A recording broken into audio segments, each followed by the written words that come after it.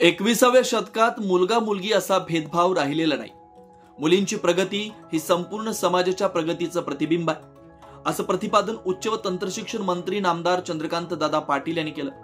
ते council of education संस्थेतर्फे उभारलेल्या विद्यार्थिनी वसतिगृह इमारतीच्या उद्घाटन समारंभात प्रमुख पाहुणे म्हणून बोलत होते। कार्यक्रमाच्या अध्यक्षस्थानी संस्थेच्या अध्यक्षा रजनीताई मगदूम होत्या।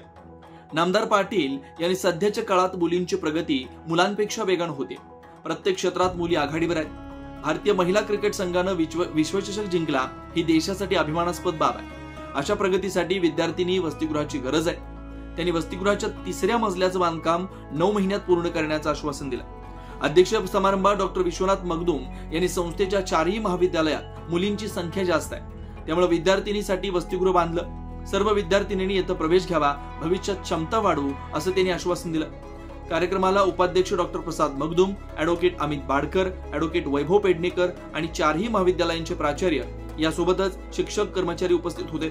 यावेळी आर्किटेक्ट अनुज मिठारी व इंजिनियर युवराज गोजारे यांचा सत्कार झाला। सीए उत्तीर्ण, एनसीसी उत्कृष्ट कामगिरी, पुरुषोत्तम करंडक पात्र विद्यार्थ्यांचाही सन्मान करण्यात आला। आभार डॉक्टर वर्षा महिंदर्गी, सूत्रसंचालन अश्विनी मगदूम यांनी केलं। या कार्यक्रमाला मोठ्या संख्येने विद्यार्थिनी उपस्थित होत्या। अशाच ताज्या अपडेटसाठी महासत्ता न्यूजला सबस्क्राइब करा।